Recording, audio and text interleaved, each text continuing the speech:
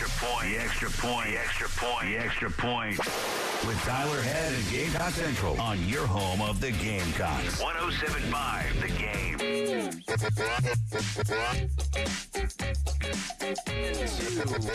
The Garnet Trust Hour here on 107.5 The Game. We are broadcasting live out at Firehouse Subs. That is 542. Let's see, I had the address here. Knox Abbott Drive in Casey. We're right across the street from Brooklyn Casey High School, broadcasting live until noon. Store opens in just about 30 minutes, so be sure to come by and see us. Enjoy some delicious Firehouse Subs. We have tickets to Carowinds, tickets to some football games coming up this year. We got T-shirts, a signed one by Nate Atkins. Plenty of stuff to give away, so certainly come by and see us. Say hello. It's myself, Wes, Chris, Colin, Josh is here, Kendra's here, and also joining us now for the Garnet Trust Hour is our friend Jeremy Smith from the Garnet Trust. And Jeremy, glad you could finally join us on location for one of these. Yeah, this could be very dangerous. I am looking around and trying to figure out what I'm going to be eating here in a few minutes because I'm looking right towards the pepperoni pizza meatball sub. That thing looks ridiculous. Well, the great thing is they bring us out a sampling of just about everything. So whatever your heart desires, they will have available. You can make your request. I think Larry Chandler, the owner, I believe, is joining us at 11 o'clock or so. Nice. I hope he's going to be here. Trying to make it over. He's a busy guy. I think I saw our man Jay pull up, but we're going to make that happen soon. Pepperoni meatball sub is definitely going to be on the docket. By the way, if you want to get a pepperoni meatball sub, quick tip, $6 in the app for a medium. Incredible deal. Incredible deal. App only for $6. I'm looking at a picture of it, and it looks very delicious. It is every bit as good, or probably even better, than that picture, which is saying something. But Jeremy, appreciate you making time, man. Yeah, no, thanks for having me on. I always appreciate the chance to come on here and talk a little bit about what we're doing. And I know there's been a lot of things happening here in the last few days, and I think there's going to be a lot more things to happen in the next week. And look forward to chatting and sharing a little bit about what's going on. All right, we're going to dive into a lot of that, but I want to start here. So you just actually moved back to Columbia with your family. How's it been so far? It's been awesome. It's we moved in at the very beginning of June, and we are still moving in, so to speak. We still are building some things onto the house that we got, and looking forward to that being completed so we can get into a nice cold pool in this hot weather. So that's something that I actually wanted to start there. Just, you're back here full-time, working for Garnet Trust, working for the Garnet Trust Foundation. You, Mark Benoit, that's your full-time job. So absolutely, by the time we were joking off air, you and I talk probably every day, and a lot of times it starts early, and last text may be late at night.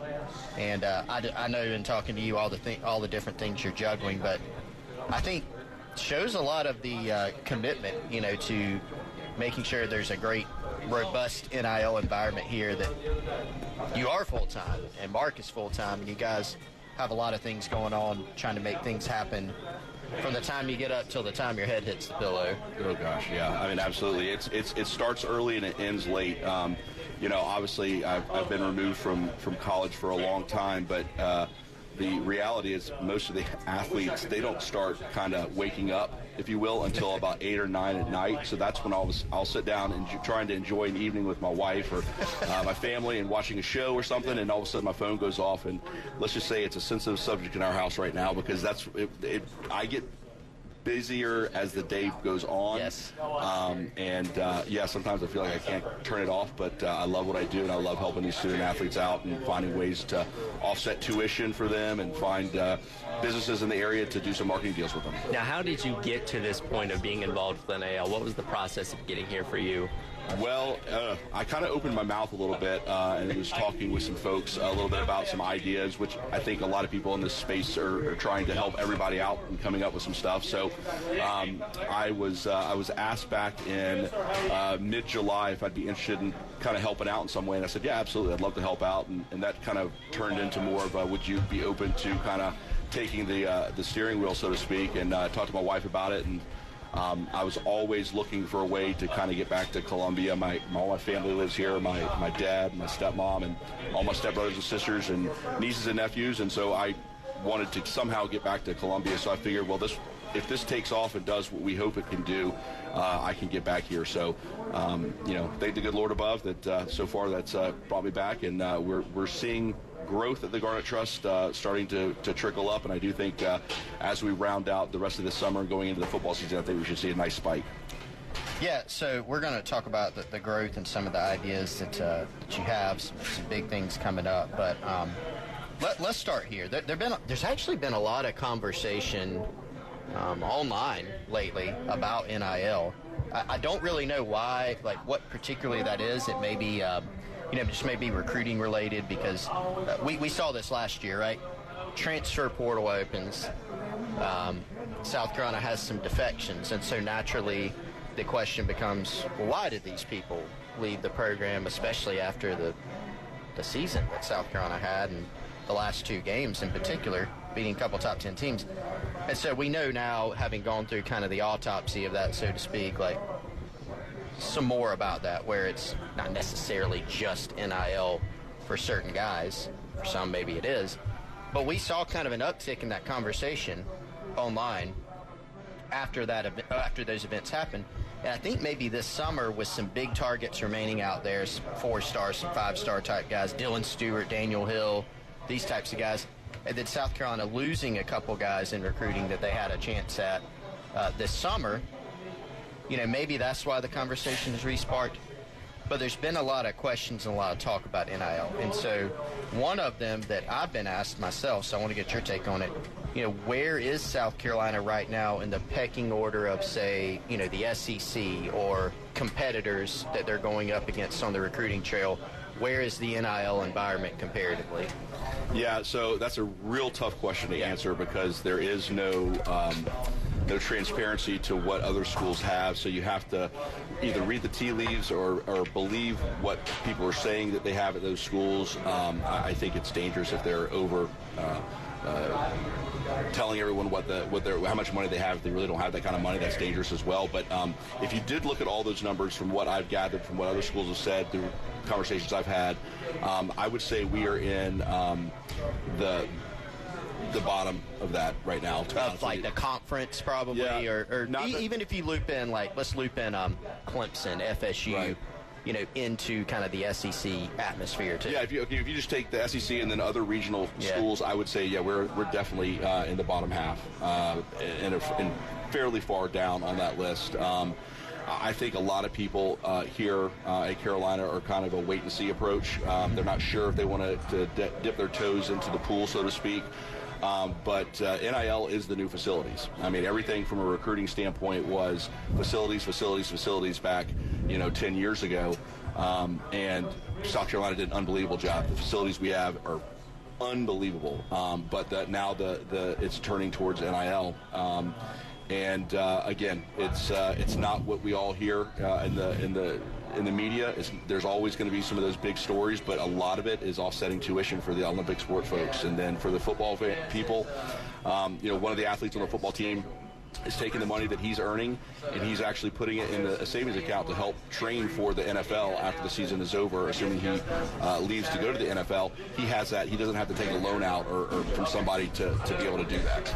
So I'm trying to think of the right way to ask this question, because you talked about facilities, and over the past 10 to 15 years, and I was talking with Preston about this morning, the lack of facilities they had when he was at South Carolina 20 years ago compared to what they have now. And for years we've talked about that being kind of the arms race in college football, trying to build the next biggest and best thing, recruiting suites and locker rooms and all that kind of stuff. As we're now transitioning into this NIL era, do you think that becomes kind of the new arms race? And while the schools don't have as much of an impact on that directly, is it like, okay, let's see what school can have the most money tied up in NIL to then bring in the best players and so on and so forth, the things that the accommodations and recruiting, or the accommodations and facilities were doing for a while, if that makes sense. Absolutely. No, I definitely think it does. I don't think we need to have the most money, though, to be successful or be where we want to be.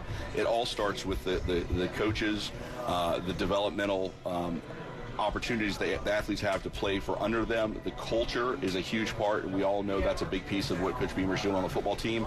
I think NIL is in those discussions, but everything that I've been a part of, it is definitely not the top two. It's in that 3 to 5 range as far as consideration. But Yeah, absolutely. I don't think an athlete's going to come to one school versus the other because there's a slide in their ops building. Right. I think, I think at the end of the day, it's nice to have some nice things, which we do, but it is going to take a little bit of opportunity for these athletes to earn money from an NIL perspective.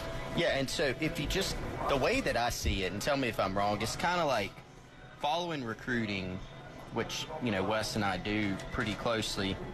There's all these different kind of check boxes and tick boxes that recruits and their families are looking for, and they're going to ask about those things. So when they go to South Carolina, or they go to Georgia, or they go to Clemson or Florida, or wherever it may be, they are going to ask about the facilities. They're going to tour the facilities, right? You show them the facility. It's important. They're going to ask about the education, the major, the academic support. They're going to look at winning record and tradition. They're going to look at fan support. They're going to go to a game to see what the atmosphere is like. What is the professional development like? Do they like the coaches? What are the coaches' track records? But now you've added NIL in there. So the way I see it is your goal as a program is to remove as many of those barriers as you can. You want to be able to have an answer for every single thing, every single one of those questions, right? If you were deficient in your academic support, a good program and a good coaching staff, they're going to look at that and say, we need to get better here. Right? If your facilities aren't good enough, when Steve Spurrier got here, the facilities were terrible. They wrote it out for a little bit, and then even Spurrier looked at it and said, this isn't good enough, guys. I can't recruit to this. Facilities have been great, right? The ops building, like a few years ago, that helped attract some guys to campus. Hey, I want to go see that. Then you can show them not just that facility, but everything going on in your program. NIL is another piece, and like you said, Jeremy, maybe it's third or fourth. You probably don't want to be recruiting a locker room full of guys where it's number one. And you got problems. 100%. But if you don't have a good answer to the NIL piece, just like if you don't have a good answer to academics or other things, you're going to have some problems recruiting, right? Is that... Yeah, you're definitely going to have. Yeah, absolutely going to have some problems with recruiting. It's interesting.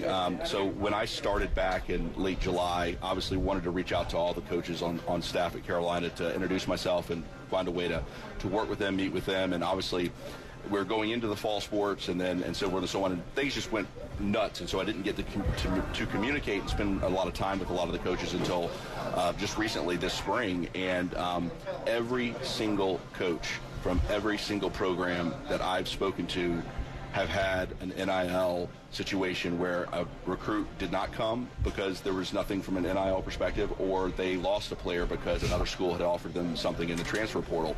And again, I'm talking a lot about Olympic sports, and a lot of that is to offset tuition.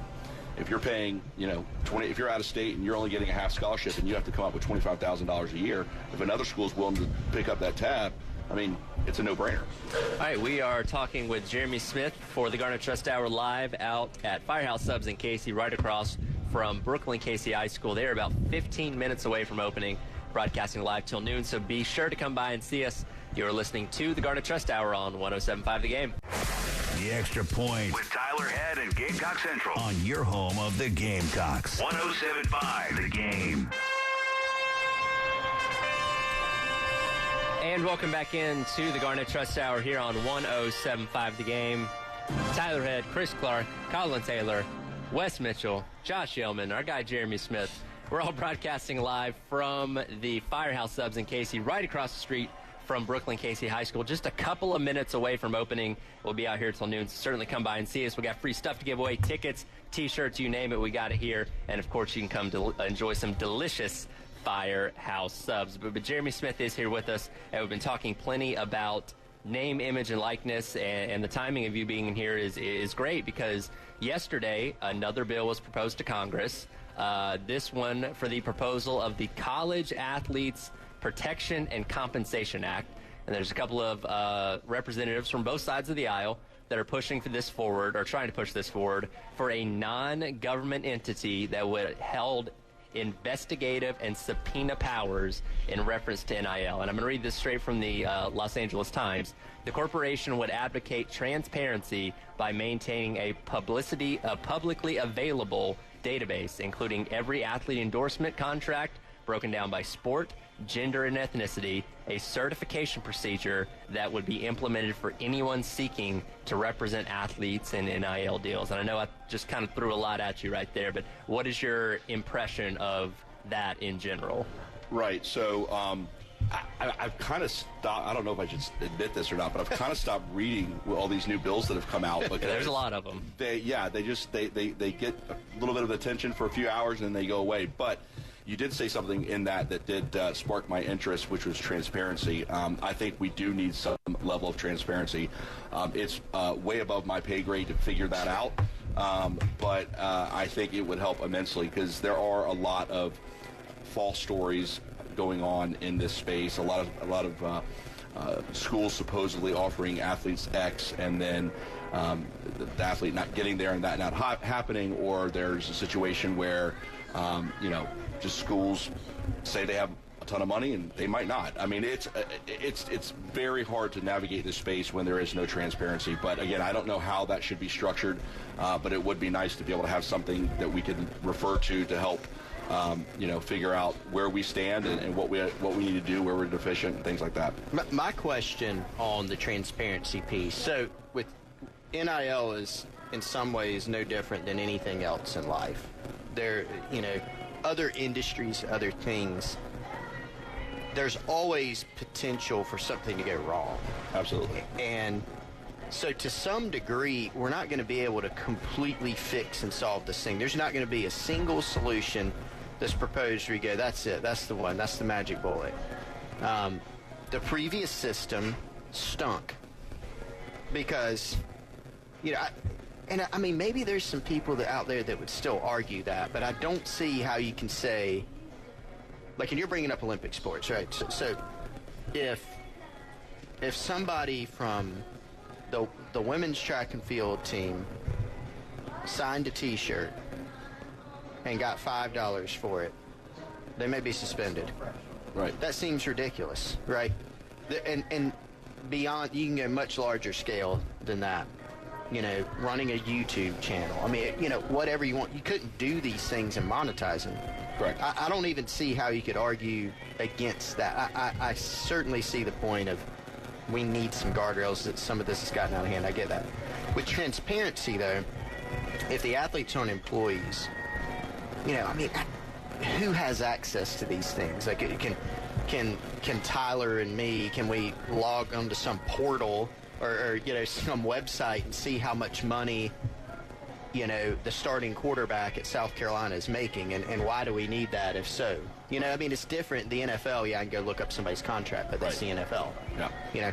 So it is hard, and I'm just rambling and don't really have an answer, but it's kind of hard to strike the balance between finding a way to be transparent, things like that. I mean, schools or collectives offering a contract to a kid once they get to a place, or some even do it before. I know Garnet Trust doesn't, but say a collective offers a contract to a kid out of high school or tells them verbally that you're going to get this.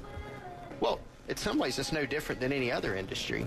I mean, Jeremy, you could tell me right now, I'm going to hire you to this job, and then I take your job, and you just don't pay me, or you fire me the next day. I mean, part of that is like, there's going to be problems with everything. Absolutely. But, so from the Garnet Trust piece, because I've heard this a lot from fans, and I'm kind of going on a tangent here. What do you have built in the way that you guys operate?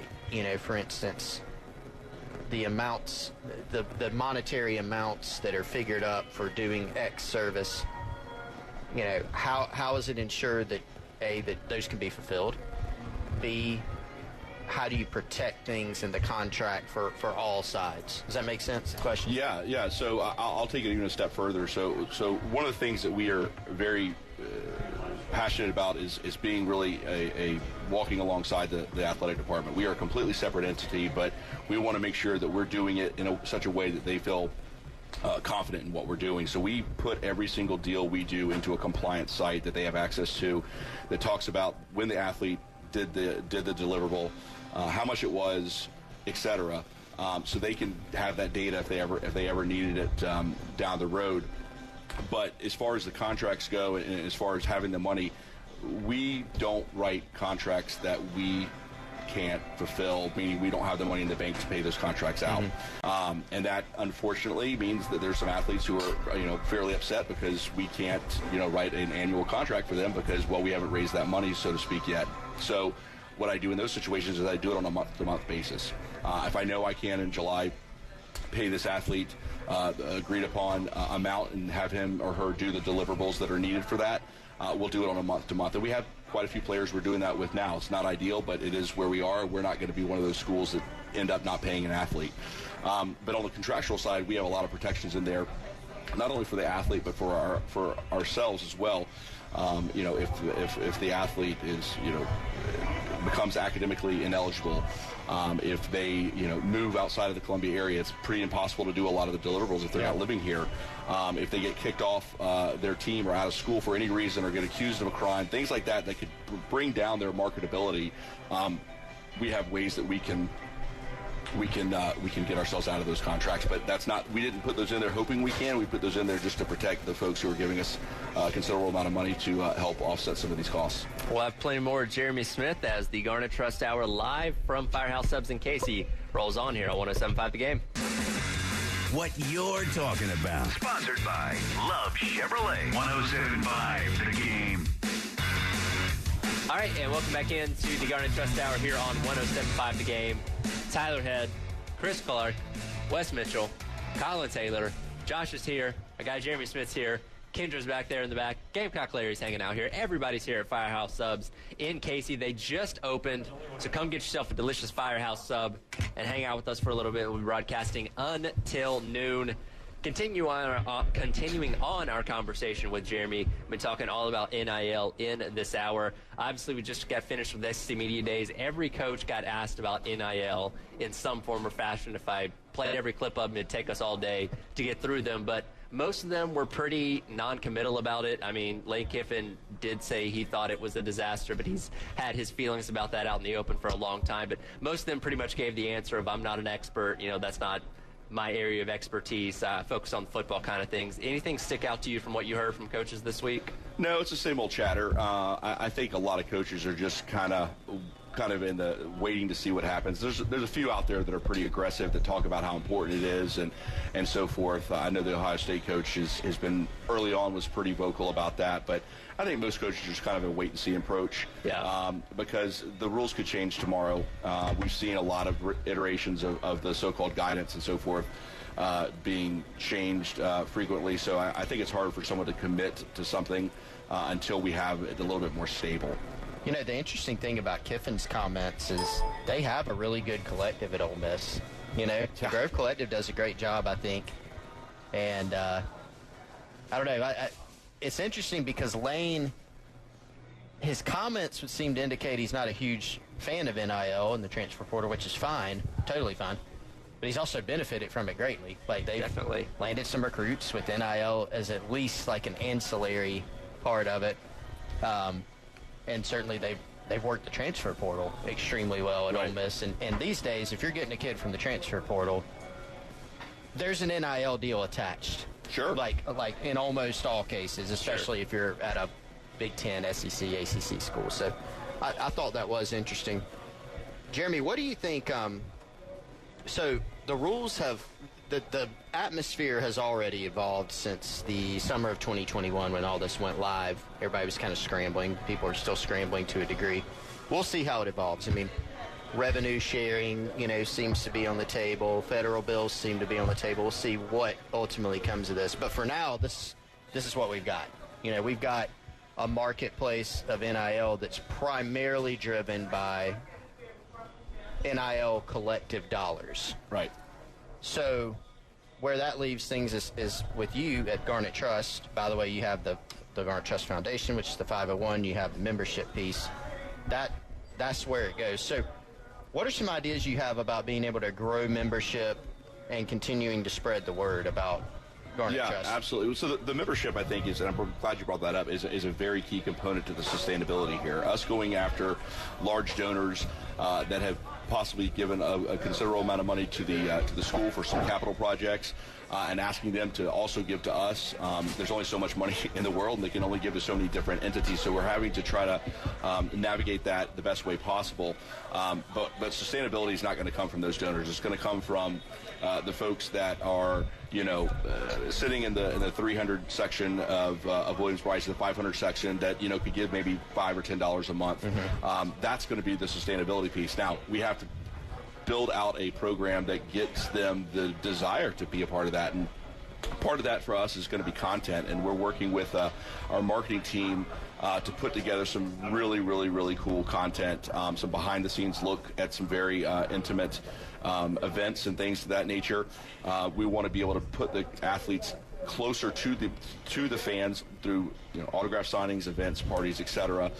So we want to build out a membership program, though, that really gives those folks, they give that, call it $10 to $25, $50 a month, get them access to some things that that the regular public wouldn't have access to. And I think talking about Ole Miss, that is kind of an interesting comparison to South Carolina, right? Like, they're not a historical power. Right. They have a good fan base, a good program, not a historical power. And yet it seems like their membership, quite frankly, at least what's being reported, is up there. It is. They got a lot. They've done a really good job. So is Garnet Trust. So I think there's one thing that I've seen a lot, Jeremy, is from South Carolina fans, and they are right in saying this, we'll never have the amount of money as Texas. Right. And Texas A&M. Right. No, you won't. Nope. But Ole Miss. Right. I mean, that's attainable, and they've done quite well on this front. Yeah, so we really compare ourselves to the Mississippi schools for a lot of reasons. The states have similar number of residents. They have no professional teams, just like South Carolina. They have two big in-state schools, just like we do. So we really try to mirror ourselves, if you will, a little bit like those two entities within Mississippi. And for Ole Miss's sake, yeah, they do have a lot of history from the standpoint of some real famous players to come through those programs, obviously the Mannings and so forth. But I think the reason why they were able to take a big jump forward was going back to Kiffin. He was able to leverage a little bit about the Auburn opening and the rumors of him going to Auburn. Everyone knows Auburn has the considerable amount of money. I don't have my notes in front of me, but I think they've raised over $15 million. And so Kiffin was basically going to put it out there that, hey, I could go to this school and have all I need from an NIL perspective, or the fans can step up and do what we need to do here at Ole Miss, and they did. They responded. They have a lot of money. I don't know that formula is going to work long term to kind of threaten the fans, but it did for the short term, and if they can build a sustainable model around that, they're going to be very successful. So when you think about sustainability, you mentioned the membership piece being a huge part of sustainability. Any other ideas or things that you've got cooking? Maybe you can't share some of them, but any other things that you're thinking about for sustainability? I mean, a lot of this, so, Gamecock Central is an On3 subsidiary, and On3's done a fantastic job of kind of putting out there kind of the market value for a lot of these athletes. The one piece we don't see, the athletes can see it, but we don't see it, is their true marketability within the business community. So when someone on the On3 platform says that this player is worth, let's just for easy math say $1 million, we don't know how much of that $1 million is equated into what they could potentially be doing with businesses locally, regionally, or nationally. But that is a big component of this, and we want to utilize as many of the local, regional, and national companies as we can. We have some announcements coming up about that and how we're making that a reality here at South Carolina in the coming weeks. But that's a huge part of it as well. All right, we will come back up next and wrap up today's edition of the Garnet Trust Hour. Let you hear a little bit of what Lane Kiffin did have to say about collectives out there in the Grove. That's coming up next. Garnet Trust Hour live from Firehouse Subs in Casey here on 107.5 The Game. It's the Garnet Trust Hour on your home of the Gamecocks. 107.5 The Game. And we are back on the Garnet Trust Hour here on 107.5 The Game, broadcasting live from Firehouse Subs in Casey 542 Knox Abbott Drive, right across the street from Brooklyn Casey High School. Going to be broadcasting all the way up until noon. Store is open. They're making sandwiches. It smells delicious in here, so come by. Get a delicious Firehouse subs. Come hang out with us for a little bit. We got tickets to give away. We got T-shirts to give away. Gamecock Larry's hanging out here. It's a whole party out here, so be sure to come by and see us before we wrap up here at noon. But we are wrapping things up with Jeremy Smith here for today's edition of the Garnet Trust Hour. I talked a little bit in that last segment about coaches talking about NIL and collectives out at Media Days. Have about a 2-minute cut here from Lane Kiffin yesterday talking about collectives.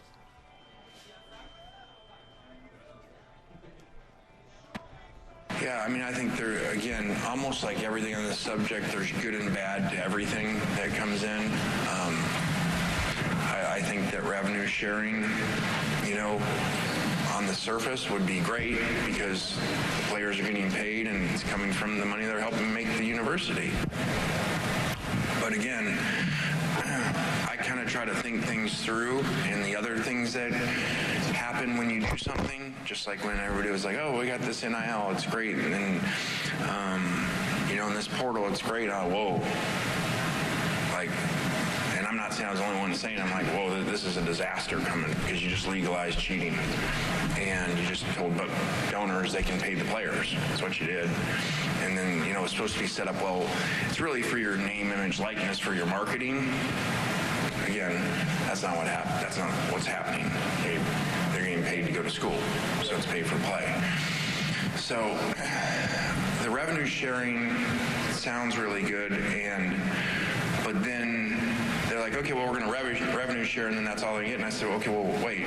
But then they're still going to have NIL, which really isn't NIL for probably 99% of the kids. They're not really getting the money for their marketing rights. So then revenue sharing would be good, but then you're still going to have this. So they say, well, revenue sharing would make it an equal playing field, which is what NCAA always wants to do, make things an equal playing field. Well, obviously, is what we described, with no salary cap and everybody operating off of different budgets. That's not anywhere close. So I don't know that fixes it. It sounds good, but then you're still going to have, here's your revenue sharing pot that everybody's the same, but then here you're still going to have all this other money that donors can go give players, or the way it is now. In some states, the school just funnels the money to the players. And again, Lane Kiffin has made his feelings known about this stuff for a while. What would your rebuttal to his comments be, Jeremy? I think he's right in a lot of ways. It's definitely a system that's broken, that needs to be fixed. But, we all have jobs, and if we don't fulfill our jobs, we don't get paid. And that's really what ultimately these athletes are being done, the ones we have long-term contracts, or even short-term contracts. They are being told, you will receive this amount of money if you do these deliverables. And those deliverables are truly based off their name, image, and likeness. And I really do feel like one of the things we do a little differently, and I can't speak for all schools, but a few of the schools I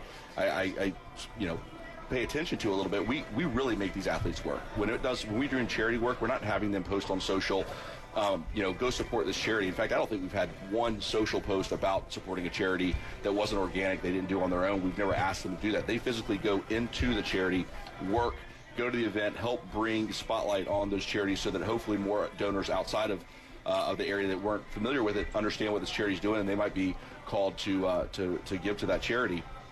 We work. They work for their money here. And we tell them that at the very front end of it. This is what you're going to do. This is not a just show up and we're going to pay you this money. We make them work. And that goes back to the compliance thing. We put it out there and show exactly what these athletes are doing. Compliance, but also, culture, whether it's a culture of giving back on the foundation side, or, working for charitable purposes, or actually doing things. There are situations, I've heard of many of them, covering recruiting on a daily basis, where a guy's going to a school and here's your money, and here you go. Thanks for coming. Thanks for playing. That's really it. Not the case here. Nope. Which I would think that coaching staffs at South Carolina are probably much more comfortable with that type of arrangement. They are. It is somewhat of a slippery slope, though, because we are asking them to take some private time, which they have very little of. Very little. Division I school, I think I spoke about this the first time on the radio. Most Division I athletes spend, I think, close to 37 and a half hours a week focusing on their sport, plus school on top of that. That leaves very little downtime, and then now we're asking them to go do some work. So there is a fine line between making them do what they need to do versus, taking too much of their free time when they need to be resting and studying and things like that. We touched on this a little bit earlier as far as, South Carolina's NIL environment being behind, right?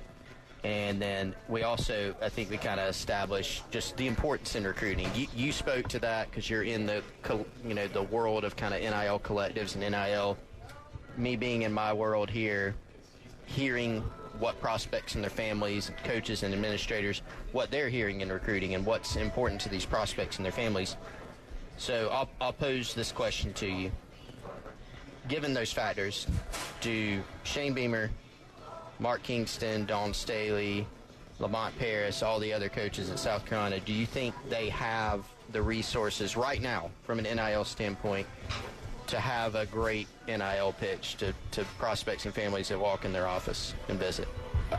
I think a lot of the coaches actually do. Mm-hmm. I think we are, and part of that is because it's roster management, right? So we're talking basketball on both men's and women's side. There's only, 12 to 15 athletes per roster. It's way easier to manage that than a roster like football where there's 85 scholarships or 125 total athletes.